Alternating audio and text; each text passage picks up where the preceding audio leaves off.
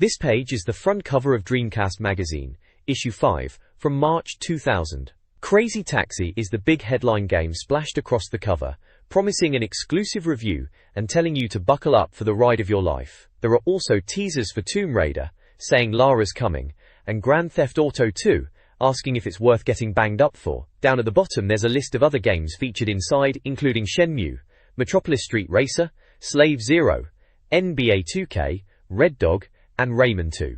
There's even a little how-to section promising tips for Soul Calibur, solving email problems and getting behind the wheel of a powerboat in a game, I presume. It also shouts out that it's the only DC mag you can play. Classic cover. This month's cover CD features 3 playable demos: Rayman 2, Street Fighter Alpha 3, and Red Dog. The magazine also includes the latest installment of Dreamcast Magazine. Additional game content includes a movie of Slave Zero, showcasing its mech shooter gameplay, and a movie featuring Virtua Striker 2 version 2000.1, highlighting exclusive footage of the football game. Echo the Dolphin is also featured with an exclusive slideshow. Editor Mark Hyam's editorial reflects on catching up after the holiday season. He mentions a review of Crazy Taxi, upcoming reviews of Tomb Raider 2 and Grand Theft Auto 2, and the excitement surrounding Shenmue. He cites time constraints and late review code as challenges, promises more content, and thanks Warren Christmas. The editor's letter previews upcoming content and the next issue's release.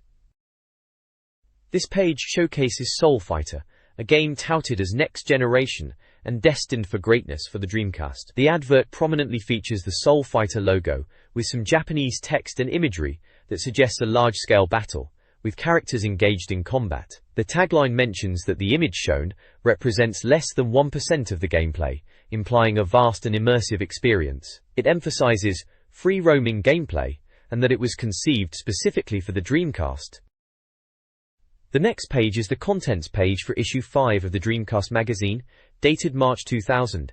It sets out what's in store for this issue. Under Features, it mentions a piece on Crazy Cabbies, which is their quirky name for Crazy Taxi, looking into the driving game phenomenon. There's also a feature on footballer Michael Ball and his passion for all things Dreamcast, a look at 2D versus 3D gaming in the 20th century, and Foreplay, focusing on the latest sensation from Japan, Choo Choo Rocket, and what makes these 4-player titles great. Dugru. Moving to previews, there are upcoming looks at Tomb Raider, The Last Revelation, Grand Theft Auto 2, Metropolis Street Racer, and Rayman 2. In the reviews section, they've got full verdicts on Crazy Taxi, Red Dog, NBA 2K, and Slave Zero. The regulars section covers the usual bits and bobs like upfront, back issues, mailbox, gadgets, a competition, and how to subscribe. Finally, the vibe section seems to delve into the community side, with vox pops related to NBA 2K, people profiles, player guides for Soul Calibur and Shadowman, tips and Q&A, cheats, group therapy for reader debates, a directory, and the endgame section to round things off. The page also has images of Crazy Taxi, NBA 2K, and what looks like Metropolis Street Racer, alongside a large image of Lara Croft holding a Dreamcast console. The next page presents a feature titled Gift of the Cab, which, as we know from the contents page, is about Crazy Taxi, or as they call it, Crazy Cabbies. It's a vibrant spread, with the right side being a bright yellow background, featuring quotes related to the taxi theme. There's a quote from Travis Bickle from the film Taxi Driver, one from a night cabbie columnist from the San Francisco Examiner, and a quote directly from BD Joe from Crazy Taxi itself, "Shut up and move your butt." The left page is visually striking with a collage of images, all in a yellow and black palette, showing various shots of taxis and cityscapes, very much evoking the gritty urban feel that fits with the game and the Taxi Driver theme. It's a stylish intro to what is presumably a deeper dive into the Crazy Taxi phenomenon. The next page continues the Gift of the Cab feature, now titled Driving Miss Daisy. Crazy. It's all about Crazy Taxi, and the page contrasts the idea of driving Miss Daisy with crazy. Visually, it's split in two. On the left we see a chap in yellow trousers and a flowery shirt next to a classic American taxi, and another fella with green hair and a Hawaiian shirt and shorts, also by a taxi. On the right, there's a lady with red hair and jeans, and a rather eccentric looking character in a bucket hat and shades, again, next to taxis. The text talks about unhinged taxi drivers and references Robert De Niro's Mohicaned character from Taxi Driver, suggesting that those days are tame compared to the new breed of altogether crazier cabbies on the loose. It's setting the scene for the wild, over-the-top action you get in Crazy Taxi, contrasting it with more traditional, perhaps gentler, taxi driving experiences. This article previews a review of Crazy Taxi, a game that emphasizes chaotic fun over realism. The piece showcases various taxi designs with detailed visuals, highlighting the game's core concept: unhinged taxi drivers prioritizing passenger satisfaction above all else. The text playfully suggests the game's premise has existed for 42 years, emphasizing the drivers' disregard for the law and their commitment to freedom, vibrant living, and insanity. Developed by SEGA AM3, known for their arcade roots and diverse game history, Crazy Taxi aims to provide a unique gaming experience. The game is not about licenses, but about a chaotic and fun representation of a profession. Promising a wild ride, the article hints at the game's setting, Insanity Francisco, and sets the stage for the full review on page 66. This page showcases a tourist guide to Crazy City from Crazy Taxi. It's laid out like a map, showing various numbered locations connected by red taxi routes across the city. It details different attractions and activities you can find in the game, such as local services, your shopping needs, relax in the park, and even God's house, giving a flavor of the game's quirky and fun atmosphere. There are screenshots dotted around, showing what each location is like in the game. It also points out the in-game brands under a section called Support Our Sponsors, featuring real-world places like Pizza Hut, Levi's Store, Tower Records, KFC and Fila, all part of the Crazy Taxi experience. It's a fun way to introduce you to the game's world before you get behind the wheel. This page dives right into Crazy Taxi and introduces us to the four main cab drivers: Axel, BD Joe, Gina, and Gus. Each of them has a unique license plate and a bit of personality, like Axel being reckless, BD Joe being chilled, Gina being cool, and Gus being the old-timer. It then moves on to the citizens you'll be picking up, describing all sorts from old biddies going to train stations to posh ladies heading to yacht clubs, giving you a flavor of the game's quirky characters. The page highlights the insane in the fast lane gameplay, showcasing the over-the-top driving with sections on smashing through scenery, catching air off ramps, and even railgunning on train tracks. All the crazy stunts that make Crazy Taxi so much fun. They've got screenshots showing these moments, like the taxis mid-air, and causing chaos. Finally, there's a section called True Life Crazy Taxi, which is quite amusing, featuring anecdotes from players about their own Crazy Taxi experiences in real life, from engine trouble to wild passenger encounters. It all ties back to the madcap energy of the game itself. The bottom of the page shows more screenshots of the game in action, the yellow cabs zooming around the city. The next page is an advert for Virtua Striker 2 on Dreamcast. It's playing on the Football Striker theme, with the tagline about greatness being born, achieved, or thrust upon you, linking it to those late-night gaming sessions at 4 AM. You've got a picture of some lads engrossed in the game, clearly enjoying it, and a screenshot showing the in-game action of this football title. It mentions, the game lets you save your best goals and pick from 32 world teams across 5 tournaments, promising plenty of replay value to relive those golden moments. Dreamcast fans are in for a treat this March with the arrival of Tomb Raider: The Last Revelation. This key title promises graphics improvements, including real-time shadow casting and enhanced lighting, to match or even surpass the PlayStation and PC versions. Core Design is excited to bring Lara Croft to Dreamcast owners. Also previewed is Power Stone 2, Capcom's anticipated sequel. Power Stone 2 boasts 4-player Battle Royale mode, a feature originally planned for the first game. The game introduces 4 new characters alongside the original cast, and the levels are getting a revamp with interactive elements. The article showcases the chaotic 4-player action and new characters. A subscription offer for the magazine promises savings and an exclusive demo disc. Shenmue, a visually stunning game, was highly anticipated. Released in Japan just before Christmas 1999, it quickly topped the charts and boosted Sega console sales, despite a substantial development cost of £17 million. The game's extensive dialogue and script were noteworthy features. While the Japanese version was a success, the English release date was uncertain. Sega America confirmed an English version was planned, possibly for late 1999 or early 2000. The game, created by Yu Suzuki, was described as a genre-blending masterpiece, focused on story and exploration in 1986 Japan and China, centered around Ryo Hazuki's quest for revenge. The gameplay involved exploring and interacting with the environment in a third-person perspective. Screenshots highlighted key moments, further fueling anticipation for the game's arrival. The upfront section covers Dreamcast news, previews and gossip. Taking the Mic explores the Dreamcast microphone's potential uses in games like Yaefer Striker, Ready 2 Rumbles, Echo the Dolphin, and Sega Bass Fishing. Rally 2 Millennium Edition is previewed, showcasing its 16 licensed cars, diverse tracks, improved graphics, split screen, and replay saving, aiming for a May release. Picasso, Painter of Genius, a stealth art theft adventure game with a unique comical style, is also previewed, with an expected end-of-year release. Games News highlights the Dreamcast versions of Dead or Alive 2, 4-player support, Poosh, robotic pet game, and beat-em-ups, Marvel vs. Capcom 2, with added characters and VMU data sharing. Additionally, Arsenal players will feature in Virtual Striker 2, version 2000.1, and Mad Cats and Interact will produce accessories for the Dreamcast. This magazine features a Rayman 2 ad with a suggestive headline.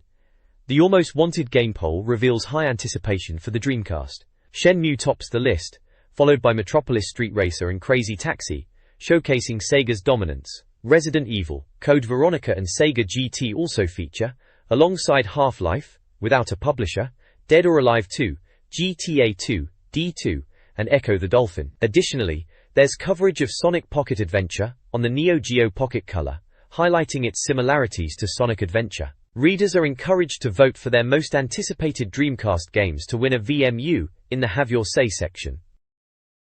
This page delves into a couple of upcoming Dreamcast titles. First up, it's Dynamuts Nuts, a look at Infogrames' Wacky Races game. Seems they're bringing the classic Hanna-Barbera cartoon to life as a Super Mario Kart-style racer on the Dreamcast. They highlight the recognizable characters like Dick Dastardly and Muttley, Penelope Pitstop, and the Anthill Mob, all with their signature vehicles and special abilities. Apparently, the game is still early in development, but they are hoping for a full preview soon. Moving on, there's a preview for Though Get Evil, which is Heavy Iron Studios' Evil Dead, Hail to the King game. It's being touted as a proper 3D action-adventure based on the Evil Dead films, following on from Evil Dead 2, Ashes to Ashes. Sounds like they're promising plenty of Ash-style action with shotguns and chainsaws, all the gory bits you'd expect from Evil Dead. They also mention it was delayed to later in the year, likely meaning it's been pushed back a bit.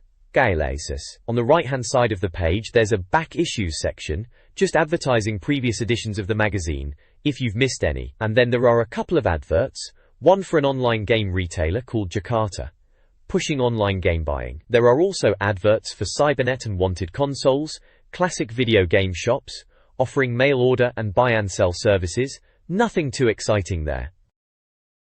This page features a section titled The Dreamcast Doorstep Challenge, where they've interviewed folks who are choosing a Dreamcast over their PlayStation. It's a bit of a vox pop piece from the sounds of it, with chaps named Jeff Enos, Andrew Craig, Martinez Esterhuizen, and Francois Liebenberg giving their reasons. Jeff likes the Soul Calibur game, Andrew reckons the general playability is good, Martinez is into the graphics, and Francois is enjoying the snow games. Seems like they are gauging public opinion on the Dreamcast. On the right side, there's an HMV advert banner screaming seriously addictive. It's showcasing 4 Dreamcast titles: Crazy Taxi, NBA 2K, Virtua Striker 2 and Revolt. For Crazy Taxi, they mention arcade conversions and picking up customers. NBA 2K is bigging up its 29 NBA teams and loads of players. Virtua Striker 2 is touted as a classic football title conversion with international teams and cups. Lastly, Revolt is described as a dream racer, with realistic graphics and environments, mentioning smashing up supermarkets and blasting through Wild West settings, with miniature arsenal. It's a classic advert pushing some of the top games available on the system at the time, and there's a Top Dog for Games advert at the bottom too. This page presents Dreamcast game charts and mini reviews. The HMV Top 10 features Shadow Man at number 1, with Virtua Striker 2 and Soul Calibur also highly ranked. Chart analysis notes Virtua Striker 2's popularity and Power Stone's slight drop. The playlist section highlights key games. Power Stone is lauded for its frantic gameplay, Soul Calibur for its graphics, and Ready 2 Rumble Boxing for its depth. Sonic Adventure is praised as a strong Sonic return, and Toy Commander is recommended. House of the Dead 2 is touted for co-op fun, Wafer Striker as the best football game, and Sega Rally 2 as an excellent racer. Sega Bass Fishing is surprisingly enjoyable, and F1 World Grand Prix is commended for its realism. The page also includes an HMV competition to win games, and a discount voucher to encourage Dreamcast game purchases. This page is the letters section, where readers are asking questions. One chap, David Holdsworth, is asking about old rockers, and whether Sonic Adventure is the Dr. Robotnik he remembers from cartoons. Another reader, Murdo-Merds, is asking about game saves and bloody game errors. Colin Ridings is pondering what Grindroms are, and the difference between GDS and CDs. Chris Turner is chuffed with the Dreamcast hardware and software. The magazine responds to these queries, clearing up the confusion around Sonic's voice actor and Grindrom format, and giving advice on game saving and praising the Dreamcast's gaming prowess. There's also a "What? No Pokemon?" advert offering a special deal on Dreamcast games. If you buy any of the games from the list and recommend 5 friends, you get another game for free. Games listed include Shadow Man, Soul Fighter, Wafer Striker, Worldwide Soccer, Ready to Rumble, F1 Grand Prix, Sega Rally 2, Sonic Adventure, and Snow Surfers. There's another list for or buy any 2 for £70, featuring games like Aerowings, Buggy Heat, Street Fighter 3, NFL 2K, NBA 2000, NFL Blitz 2K, Power Stone, House of the Dead 2, and Crazy Taxi. They're pushing the boat out with these deals to get people into Dreamcast gaming, it seems. This page showcases a collection of tech gadgets marketed as toys. It includes items like a waterproof camera, a surveillance pen, a realistic-looking toy gun, a digital photo frame for displaying pictures and videos, and a new generation mobile phone with internet capabilities. The collection offers a mixed variety of tech-focused products. The next page is an article titled "Different Ball Game," featuring Premiership footballer Michael Ball. He talks about his love for video games, particularly football games, and how they are a good way to relax. He mentions he plays Virtua Striker a lot and says, "I kept getting sent off in Virtua, it was doing my head in. I got a right cob on with that game." He also mentions Ready to Rumble and NBA Showtime as other games he enjoys. Michael Ball seems to enjoy the realism of Wafer Striker, saying you can do proper football moves in it, like your tactics and all that kind of stuff, and how it's better than real football sometimes because he can always score in the game and be consistent, unlike in real life. He also talks about playing games in the back of the Jeep and how it helps him relax. It seems like a fun interview giving a glimpse into a footballer's gaming habits. This page is a preview for Tomb Raider, The Last Revelation on the Dreamcast. It's all about Lara Croft's latest adventure, and this time she's off to Egypt delving into ancient tombs. The article emphasizes that Core Design, the developers, are going back to the roots of Tomb Raider after a couple of sequels, and this one is promising a return to form. They've even got Adrian Smith from Core Design, who's described as their resident Lara historian, talking about how this was originally meant to be the last Tomb Raider. The screenshots look good, showcasing Lara in various Egyptian locations, and there's mention of improved graphics, particularly dynamic shadows in the Dreamcast version. It sounds like they're keen to deliver a proper Tomb Raider experience, focusing on exploration and puzzle solving, and making Lara a strong and interesting character again. Release is slated for March, published by Eidos and developed by Core Design. Grand Theft Auto 2, previewed by Stuart Dredge, delves into a gritty, crime-ridden city set slightly in the future. The game emphasizes gang warfare, with 7 factions vying for control across industrial, downtown, and residential sectors. Players navigate gang territories, earning points through jobs to progress. The gameplay promises vehicular and on-foot action, with explosions being a key element. The preview highlights the game's violent nature, with death to all suggested as a means to climb the criminal ladder. Players can forge alliances with gangs like the Rednecks, right-wing nationalists, the Yakuza, weapons-focused, and even the Hare Krishnas, though these relationships come with repercussions. Police response escalates from regular cops to the army. The preview mentions the game's sound, referencing Garth Brooks and Russian radio. The article also touches on the Dreamcast conversion, suggesting it may have been rushed due to developmental adjustments. This page continues the preview of Grand Theft Auto 2, with more screenshots illustrating the mayhem. We see explosions galore, police chases, and the top-down perspective that was a signature of the series back then. The captions under the screenshots are classic, like, "Looks like somebody called the cops," and "Oh dear, I guess we'd better exchange insurance details." Typical GTA dark humor. The main article tackles the question of why the game isn't 3D, a common question at the time as 3D gaming was really taking off. The developers defend their 2D choice, stating it's a stylistic decision, and that gameplay is king. They emphasize the explosive action, the cop chases, and the sheer fun of causing chaos. They're clearly confident that the Dreamcast version will be a solid conversion and deliver the authentic GTA experience. It's set for release in April, published by Rockstar/Take-Two, and developed by Liquid Games. And there's a rather menacing looking character staring out, looks like the kind of chap you wouldn't want to cross in the game. The next page offers a good look at Metropolis Street Racer. This one's shaping up to be a real stunner from Bizarre Creations, and they're clearly pushing the Dreamcast hard. The article bangs on about the graphics being a real step up, especially the city environments.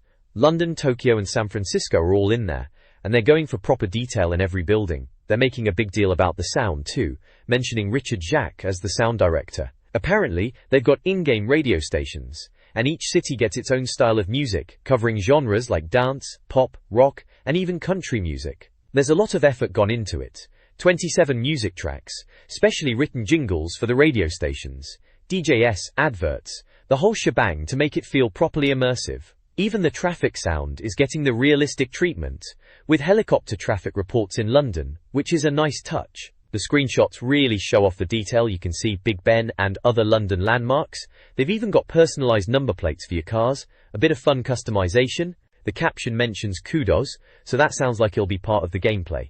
Overall, it's looking like Metropolis Street Racer is aiming high. They reckon it'll set new standards for future DC titles, bold words, but from what they're showing it could well be true.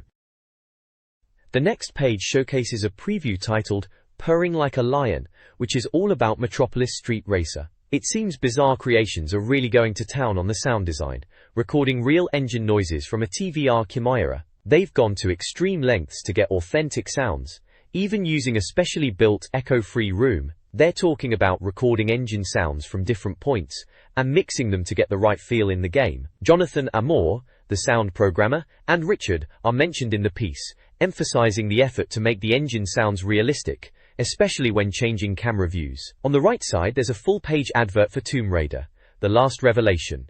It's pushing the Dreamcast version, stating now available for Dreamcast. You've got Lara Croft front and center, looking very much like her classic self. The tagline is, "To save the future, she must face her past." It's got the Dreamcast logo prominently displayed along with the PC and PlayStation logos, and the Eidos and Core Design logos. It also mentions a playable demo is available.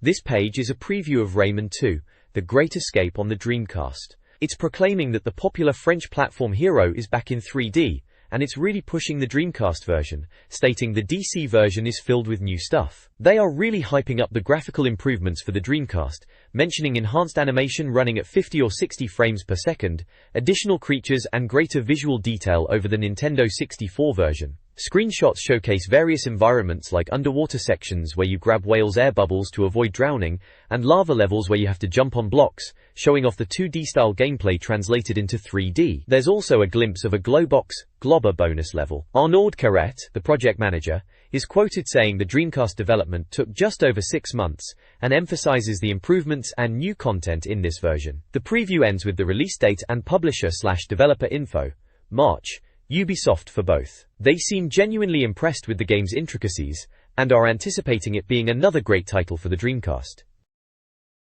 The next page is posing the question, 3D or not 3D, and it seems to be a debate about whether the move to 3D gaming is truly all that. Visually they've got Chun-Li, rendered in a classic 2D pixel style, facing off against Mitsurugi, that sword chap from Soul Calibur, in his full 3D glory, really highlighting the contrast. The article itself is discussing whether 3D is actually better than the classic 2D games we all grew up with. Tom Guise is quoted, pondering if 3D is just consumer-driven, and reminiscing about games like Zelda, Mario and Sonic. They're even referencing Dreamcast titles like Metropolis Street Racer and Urban Chaos, suggesting they are looking at both 2D and 3D examples on the console to see if this 3D revolution is genuinely an improvement. It's all about whether 3D is really all it's hyped up to be, and if it actually enhances the gaming experience, or just changes it.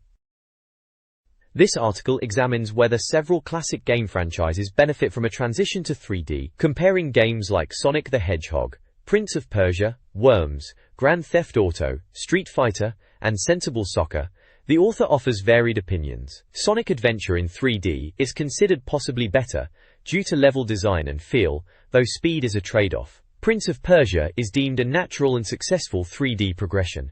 Worms, however, is best in 2D, with the gameplay and strategy unaffected by 3D. Grand Theft Auto is not yet ready for 3D, appreciating the chaos of the 2D format. Street Fighter benefits from 3D, exemplified by Soul Calibur's visual appeal and new fighting possibilities. Finally, Sensible Soccer's 2D gameplay is considered perfect and unsuited for a 3D remake.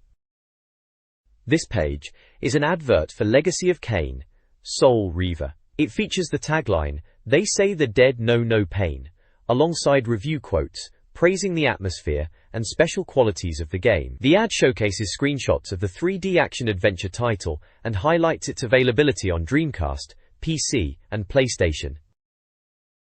This page in Foreplay, titled Of Mice and Men, introduces us to 4 chaps ready for some Dreamcast multiplayer. First up is Chris Ovenden, who works in its help desk and fancies Super Bomberman and Twister with Laird as his top games. Next is Doug Johnson, a web designer whose favorite is Pac-Man, and he's looking forward to Choo Choo Rocket. Then there's Chewy, labeled a computer uber guru, who's a Zelda fan and also keen on Choo Choo Rocket. Lastly, we have Matt Critchlow, a production controller, who rates Half-Life and is also anticipating Choo Choo Rocket. The main article is all about Choo Choo Rocket, which they're pitching as a right old mix of Tom and Jerry and Lemmings. Apparently, they got some ODM readers in to play it and see if UK gamers are ready for the multiplayer mayhem. The article talks about the game's premise, guiding mice with arrows, dodging cats, and the general pandemonium when rockets come into play. It sounds like a puzzle game with a real frantic competitive edge and plenty of laughs to be had at your mate's expense.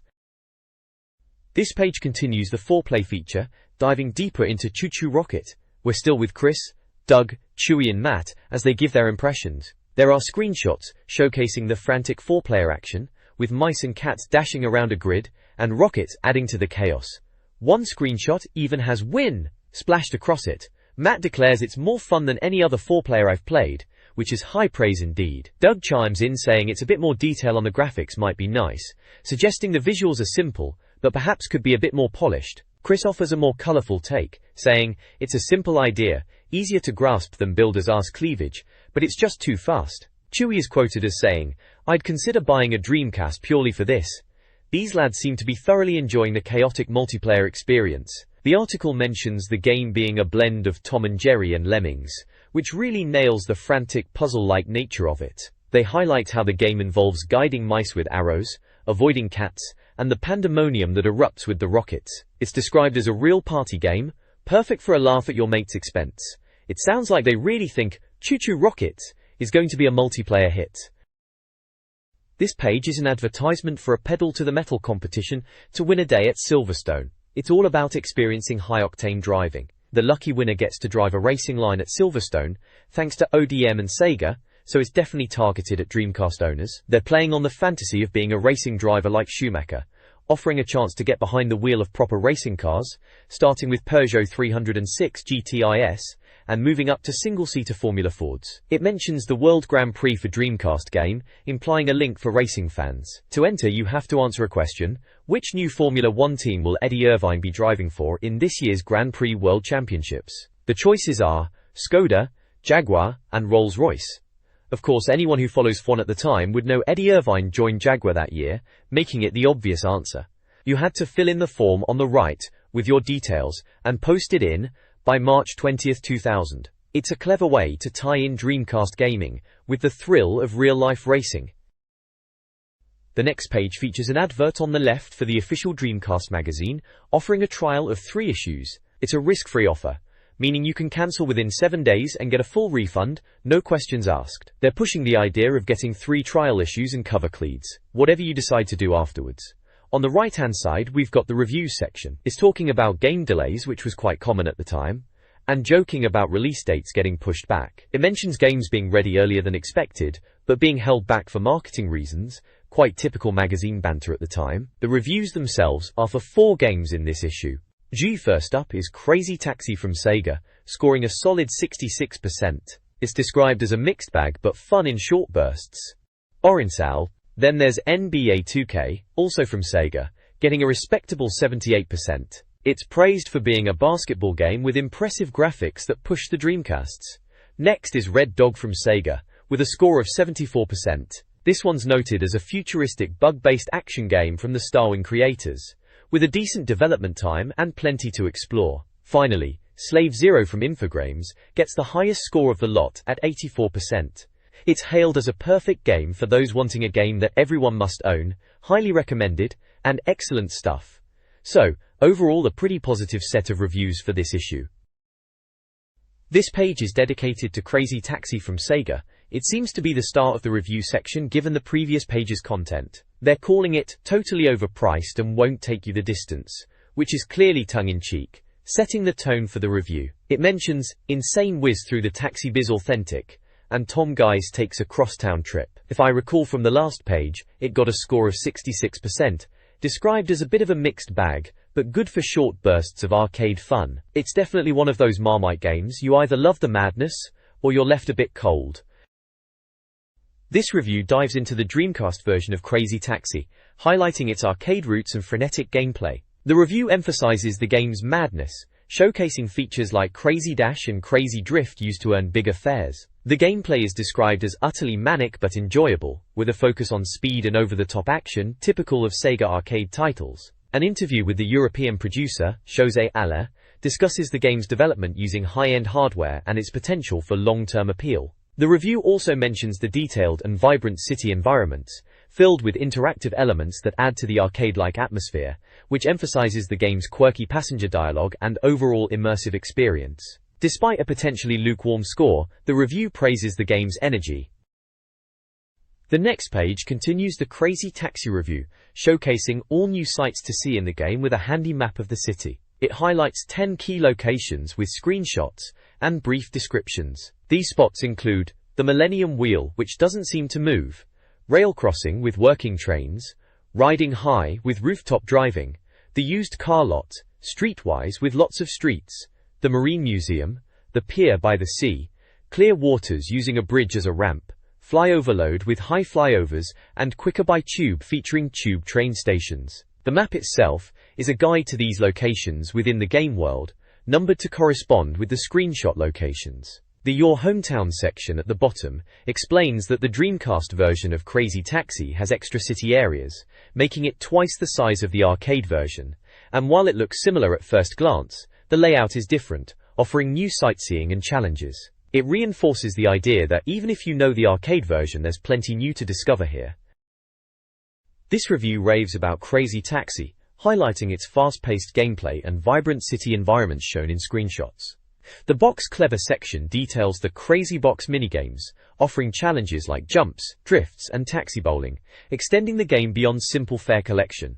The review's verdict is overwhelmingly positive, calling it a top arcade game, even better at home. It praises the visuals and difficulty curve, while noting the lack of multiplayer and some graphical roughness as minor drawbacks. Awarding it a 9/10, the review deems it essential for the Dreamcast. Finally, a secret bike mode, though tricky, adds replayability. Red Dog is a game where players blast aliens, not dogs, despite initial impressions. The review questions whether the game's premise contributes to the perception of video games as simplistic. Screenshots show the futuristic Red Dog assault vehicle in action, highlighting optional challenge missions and a quirky targeting system. Lead designer Sefton Hill praises the multiplayer mode and the game's 3D environment, claiming it surpasses even Doom. Gameplay involves driving and shooting aliens, cleaning a planet of the Hark Menace. The review touches upon the vehicle's soft suspension and various weapon types, including refined homing missiles. The game blends driving and shooting, with a challenging but rewarding difficulty. Fish-in-a-barrel scenarios and the game's sound design, featuring alien and spaceship sounds, are also mentioned. The Red Dog review is negative, describing it as curiously unsatisfying.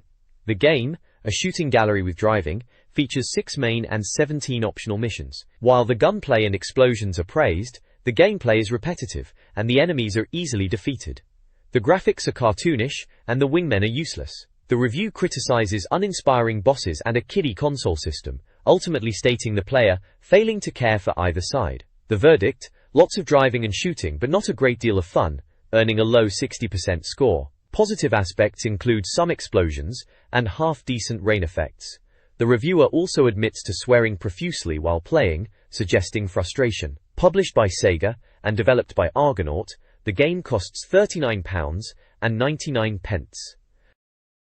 The next page showcases NBA 2K, highlighting it as the basketball game that fans have been eagerly anticipating. It features in-game screenshots demonstrating the visuals of the game. The text asks if it will hook the rest of us, with Stuart Dredge stepping onto the court to find out. NBA 2K for the Dreamcast is praised for its stunning visuals, comparable to television broadcasts, and realistic gameplay.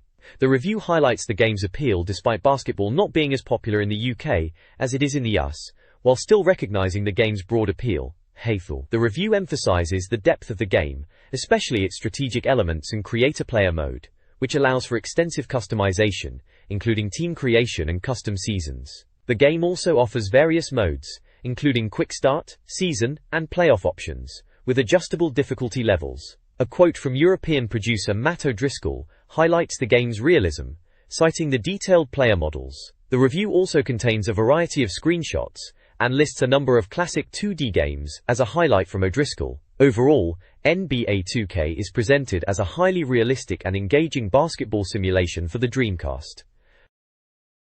This page continues the review of NBA 2K for the Dreamcast, boldly stating it is one of the classiest Dreamcast games yet. The review praises the atmosphere and immersive gameplay, even mentioning minor glitches and repetition are easily overlooked due to the overall quality. They highlight the strategic depth, particularly the hoop there it is system, and the variety of on-screen options. The verdict section is glowing, declaring all sports games should aspire to be this good, listing ultra-realistic, slick gameplay, great player creation, and incredibly atmospheric as uppers, and only your VM playcalling is fiddly as a downer. The game is awarded an ODM rating of 8 out of 10. There's a view from the hoop walkthrough showing various camera angles available in the game, and an NBA rules options screen demonstrating the customization available, with a final humorous screenshot showing the big head mode. The review reiterates that even if you're not a massive basketball fan, NBA 2K is still a must-have game on the Dreamcast. The price is listed at £39.99, with Visual Concepts as the developer and SEGA as the publisher. The review of Slave Zero, a game blending Godzilla, Transformers, and anime influences, paints a promising picture. Set in a Blade Runner-esque megacity, 500 years in the future, players pilot a giant biomechanical robot, Slave Zero, in a rebellion against a dictator. The first-person shooter offers tactical gameplay, distinct from Quake, with detailed environments and destructible elements. The game boasts a strong atmosphere, enhanced by mission briefings and radio messages. While designed for mouse and keyboard, the Dreamcast version aims for suitable controller options. The game's core mechanics, including the ability to navigate tunnels and destroy bridges, along with its heavy metal action and detailed world, make it a good fit for the Dreamcast. The review of Slave Zero highlights its split-screen multiplayer, Forza Crowd, as surprisingly fun and well-suited to the Dreamcast. The Bot to Trot walkthrough offers tips for early single-player missions, including advice for sub-boss fights, dealing with spider enemies, convoy missions, and destroying generators. The review gives a mixed verdict, stating the game is innovative game spoiled by flaws, citing its chaotic gameplay and player creation as positives. However, it criticizes the VM hip and fiddly playcalling. Slave Zero receives a 6/10 rating. An interview with producer Stuart Ledger reveals anime influences, including Jet Force Gemini, Blade Runner's robotic aesthetics, and European graphic novel influence. Online play was considered, but omitted, due to development constraints. The review concludes, Slave Zero offers plenty of gameplay despite its flaws, with a price of £39.99.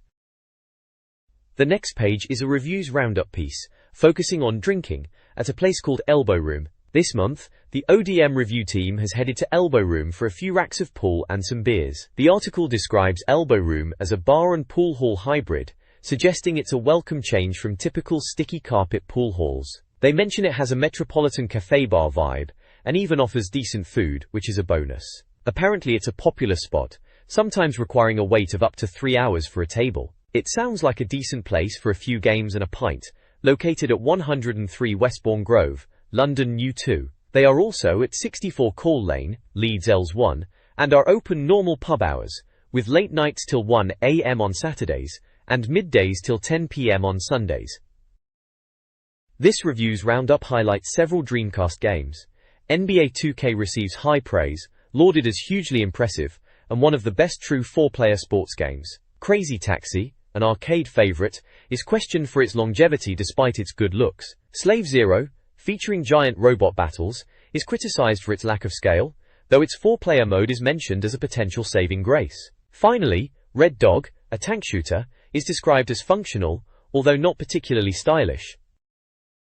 This page delves into the notion of realism in Dreamcast games, posing the question of whether they truly capture the essence of their real-world counterparts. The article, titled The Real Deal, uses Metropolis Street Racer as a key example.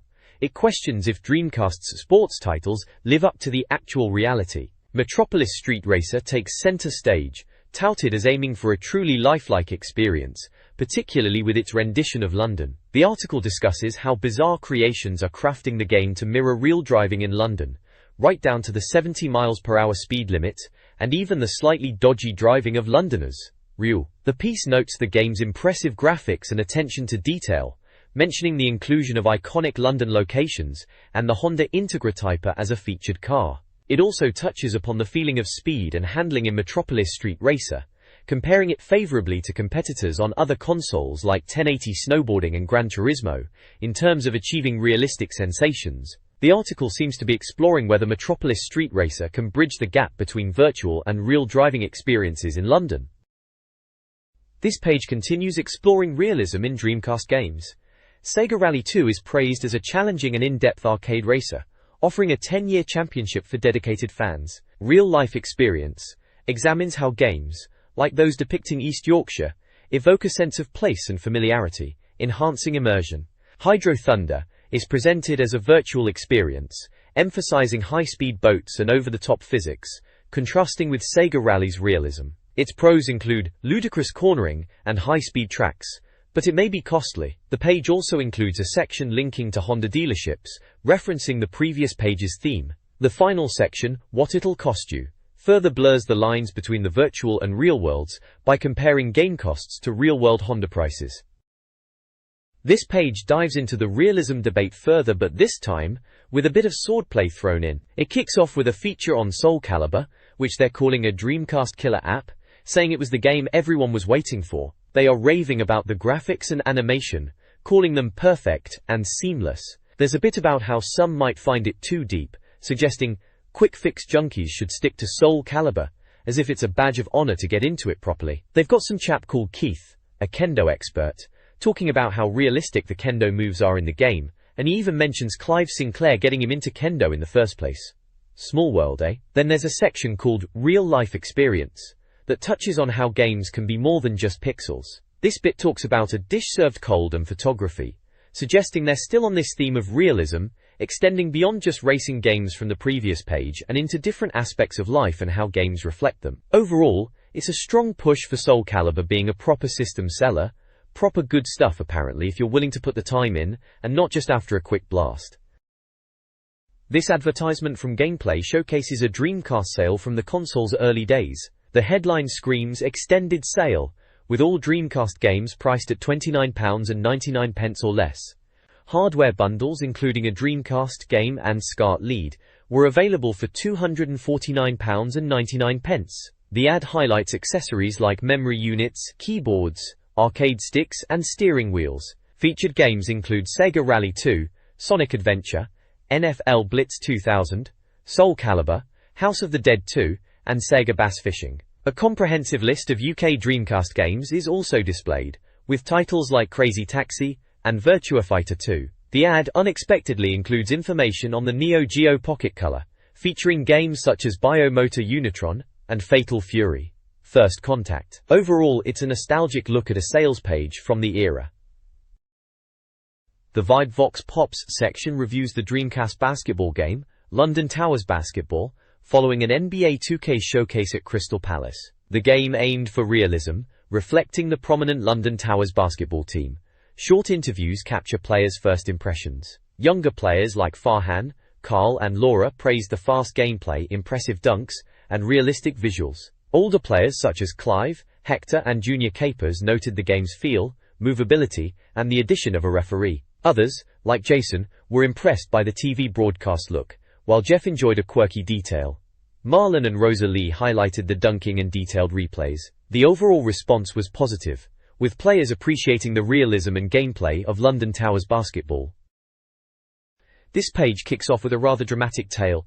You know you've hit the big time when your gaming skills save you and your family's lives. It's about a chap named Yank Victor Didra, who reckons his gaming reflexes, honed on games like Test Drive 3, actually helped him avoid a really nasty car crash. He was driving along, and had to swerve to avoid another car, and he credits his quick reactions from gaming for preventing something much worse. Then on the right we've got, you know life's tough when your console gets fried.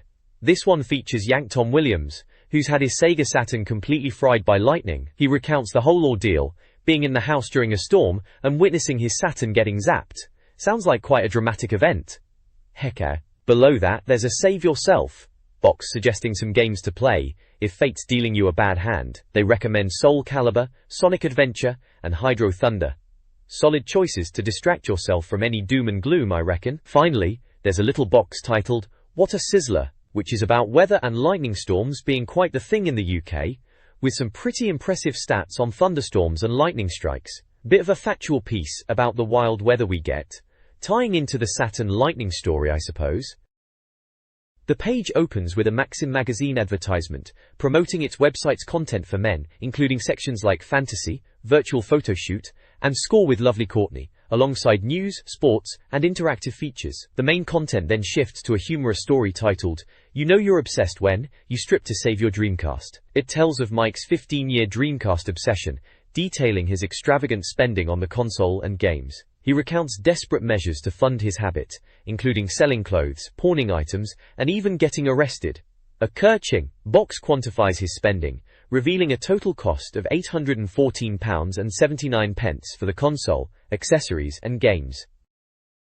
This guide section focuses on Soul Calibur's Mission Battle Mode, essential for unlocking hidden content. Players earn points by completing missions in locations like the Colosseum and Shrine of Eurydice. Tips are provided for specific missions, including how to deal with hazards like poison. The page then spotlights Lizardman, a slower, powerful character, and Siegfried, a heavy hitter. Fighting basics and special moves for both characters are detailed, with examples like Lizardman's Mii's Reptile Rumble and Siegfried's Double Grounder. Finally, a Super Art Fighter section lists unlockable content, including CG portraits, stages, costumes, and even hidden characters. Players can unlock items like Cervantes portraits, stages, and character costumes, along with secret missions and costumes for characters. This page delves deeper into Soul Calibur, continuing the guide from the previous page and focusing on more characters and unlockable content. We're introduced to Rock, who's described as being based on Astaroth, good for scenery changes. Then there's Sir Lung Mina, the standard character but quicker than others. Cervantes is next, a returning character with improvements in his kicking. Finally, we have Edgemaster and Inferno, both taking on the fighting style of random characters for varied gameplay. For each character, Rock, Seung Mina, Cervantes, Edgemaster and Inferno, there are sections on fighting basics and special moves, showing screenshots of the action and move lists. For Rock, we're shown moves like Tornado Spike and Bear Kick Vortex. Seung Mina's moves include Poseidon Tide and Demeted Moon. Cervantes has Merciless Needle and Flying Dutchman. Continuing from the last page, the Super Art Fighter section lists even more unlockable goodies in Mission Battle. There's a huge list of unlocks, from CG portraits and weapon select features to extra costumes, stages like the Lakeside Coliseum and the Exhibition Theatre, and secret missions. It looks like you can unlock tons of content by playing through the mission mode. This page offers some handy tips for Acclaim's Shadow Man. It acknowledges it's a tough game and aims to help players get through it. The guide is broken down into level sections. First up is Louisiana Bayou, advising players to use Mamonetti's Shadow Gun and collect Dark Souls. Next is Deadside, Marrow Gates, where the advice is to open the Marrow Gates and navigate the ribcage swings. Continuing in Deadside, we move on to Wasteland, where the guide focuses on opening the Marrow Gates level, using the coffin gates, and crossing the bridge before getting the Asson. Moving on to the asylum, the guide starts with Gateway, advising on reaching the asylum gateway, finding the coffin gate, and getting the teddy bear icon. Asylum, Cathedral of Pain is next, with tips on starting in the asylum gateway, using the engineer's key, and fighting enemies. Then it's Asylum, Cageways, focusing on jumping over platforms, using the fence and rope, and dealing with the dark soul. Finally, Asylum, Playrooms is covered, with tips on entering the playrooms, finding the teddy bear icon, and crossing the bridge near the coffin gate. Each section has screenshots, illustrating the tips, guiding you through these tricky areas of Shadow Man. Looks like a useful aid if you're stuck in the dead side or asylum. This walkthrough guide covers several levels in Shadow Man, starting in Deadside's Asylum. Key locations include the Temple of Prophecy, collecting Manchagads, assembling, the Eclipser, finding Eclipser pieces, and the Temple of Blood, obtaining the Calabash. The guide then progresses through the asylum, including lava ducts and Undercity, focusing on navigation and teddy bear icon locations. Next, it shifts to Mordaunt Street, New York, leading to the Home Improvement killer boss fight. Following this, it's Down Street Station, London, culminating in a battle against Jack the Ripper. Gardell Jail, Texas, Parts 1 and 2, involves finding a keycard, locating Dr. Batrachian, and defeating Marco Cruz. The final section, Asylum, Engine Block, tasks players with shutting down 4 pistons before facing Legion, advising frequent quick-saving. The next page presents a get-to-grips-with guide for Worms Armageddon, a hilariously strategic game where you command a team of worms to obliterate the opposition using an arsenal of wacky weapons. The guide covers various aspects of the game, from basic tips like understanding the terrain and using the analog stick for aiming, to mastering weapons like shotguns, Uzis and miniguns. It also delves into playing against the computer AI, emphasizing how cunning it can be, and the importance of exploiting its weaknesses. Training missions are highlighted as essential for honing skills, especially with the ninja rope, a crucial tool for traversal and tactical positioning. Advanced training missions are mentioned for further weapon practice. The final section focuses on level navigation, stressing the ninja rope's importance, and digging tunnels for strategic advantage. Alongside the Worms guide, there's a short and sweet section, packed with cheat codes for a bunch of other games. For Mortal Kombat Gold, it lists an access cheat menu code. NFL Blitz 2000 has hidden player codes unlocked by entering specific names at the roster screen. Ready 2 Rumble offers cheats to unlock Bronze, Silver, and Gold class boxes by entering Rumble and Mosmal as names. Soul Fighter has a cheat to access cheat menu, and another for high energy mode. Finally, Toy Commander has cheats to access all rooms and power up your guns by using specific button combinations during gameplay. Essentially, a treasure trove of secrets for Dreamcast gamers. This guide section focuses on Worms Armageddon weapons and advanced tactics. Grenades, airstrikes, missiles, and special weapons like the Super Sheep are detailed. Effective grenade fuse timing, and using airstrikes to target underground worms are emphasized. The guide then covers deathmatch tactics, recommending players prioritize survival, utilize cover, and understand terrain. Strategies like digging in worms, deploying sheep and skunks for chaos, and using the ninja rope are advised. Advertisements follow. Cheats Unlimited offers cheat codes and tips for over 2,000 games across various consoles via phone. Dial a Game promotes a service for ordering Dreamcast games like Crazy Taxi and Soul Calibur, with fast delivery and accessory options. This article covers Dreamcast news and reviews. SEGA answers Dreamcast owner questions, confirming plans for Dreamkey 2 free upgrade, Virtua Cop, and more football games. They also hint at a Knights game, and titles from Sonic Team. DC Bound focuses on the UK release of Space Channel 5, a rhythm-based dancing game by the Sega Rally creator. Review scores include 7/10 for Trickstyle, praising its visuals but criticizing its short length. Fighting Force 2 receives 3/10 for being repetitive and boring. Virtua Striker 2 scores 4/10, deemed frustrating for football simulation fans. Soul Calibur earns a perfect 10 out of 10 from a reader review, hailed as a great game. The article concludes with a call for reader submissions. This Dreamcast guide offers tips and cheat codes for various games. Tips and Q&A addresses issues like defeating the Emperor in House of the Dead 2, achieving Supersonic in Sonic Adventure, and overcoming the water surprise level in Worms Armageddon. The cheat zone provides specific codes, including turbo starts for Hydro Thunder, unlocking everything by using TPB as your name, and an incoming cheat menu, with infinite lives and shield options. It also includes cheats for Pen Trisalon costumes, and Ready to Rumble 2-player arena. Further cheats cover Sega Rally 2-car unlocks, Shadow Man secret modes, and Soul Calibur hidden missions. Classic Corner offers more general codes, and individual game tips for Marvel vs. Capcom, Sonic Adventure, Wafer Striker, and Toy Commander. A panel of industry experts debates the future of 2D versus 3D gaming. John Hare, Codemasters, champions 2D, citing its gameplay possibilities and citing titles like Sensible Soccer. Stephen Godfroy, online retail editor, acknowledges 3D's prevalence, but highlights 2D's readability, referencing Grand Theft Auto. Katz Sato, Sega, believes 2D is becoming niche, constrained by technology, while Jason Kingsley, Rebellion, argues for 3D's future, citing ease of development. Joe Ryder, new company Intrepid, appreciates 2D's charm and simplicity. While 3D is often seen as technically superior, 2D offers ease of control and visual clarity. The discussion reveals a mixed perspective, with some favoring 3D's dominance, while others see 2D's continued relevance. The discussion revolves around the merits of 2D versus 3D gaming. Stephen advocates for 2D's superior control, using football games as an example. While Joe struggles to identify 3D games that would benefit from a 2D format, Joni suggests strategy games could improve with a 2D perspective for better overview and control. The shift to 3D is attributed to developers seeking visual impressiveness, and 2D games are becoming niche. The conversation touches on the standardization of 2D games, like Game Boy versus the lifestyle of the Dreamcast. R-Type is lauded as a successful 2D title due to its spatial awareness. While early 3D games were often flawed, developers are improving. The consensus leans towards 3D's dominance, though 2D persists in niche markets. Developers choose the right style for their game, and 3D is another tool for game designers. Both 2D and 3D are now considered viable options, with games like GTA, Abe's Odyssey, and Norsight being referenced.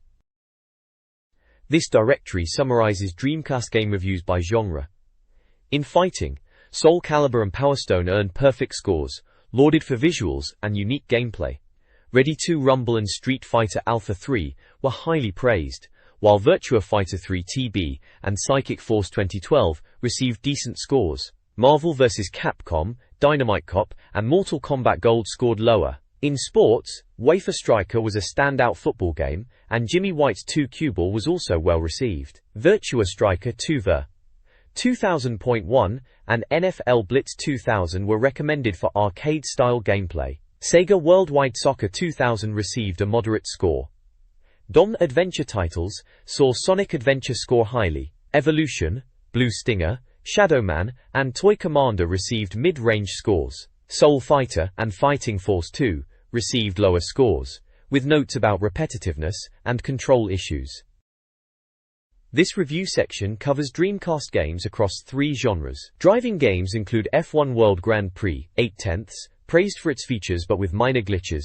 Forinten Nos, Garnin Kofju, Aosteven, Villi Egeldes Corines, Ispes Villi Egel, Warrington Nogriche, Stadunst Draindens, Warrington Nogording and Buggy Heat, Forinten Nogriche, Aoster, Extreme Racing, Forinten Nogriche, Warrington Nogreets, and Buggy Heat, Forinten Nogreets, Esporint, and Buggy Heat, 4/10, a boat racer. Snow Surfer multiplayer games reviewed include Worms Armageddon, 8/10, a classic. Tee-Off, 7/10, Golf for non-golfers. Pen, 6/10, Penguin Racing, South Park. Chef's Love Shack, 3/10, a poor quiz game. And WWF Attitude, 3/10, a messy wrestling game. Shooting games reviewed include House of the Dead 2, 9/10, the best of zombie shooting. Millennium Soldier, Expendable, 7/10, a decent shooter. Vigilante 8-2 ND Offense, 5/10, Car Combat. Incoming, 6/10, Blasting Enemies. Arrowing, 6/10, Aerial Combat. Armada, 4/10, a waste of time. And Deadly Skies, 5/10, Aerial Combat. This page features a humorous letter to Mr. S. the Hedgehog from the Neapolitan police regarding unpaid traffic fines. It also previews 2 upcoming Dreamcast football games, Man-United Football, promising explosive gameplay, and Match of the Day Football, a BBC tie-in. The main focus is an advertisement for the Dreamcast Special Reserve Club, offering membership benefits like a magazine, contests, and cheat guides for £6.99. They highlight discount game deals at £32.99, including titles like Soul Calibur and Sega Rally 2. A Dreamcast console deal with modem and internet access is available for £199.99 or £10 monthly. The page lists various Dreamcast games, books, peripherals, and leads, alongside adverts for other gaming-related websites.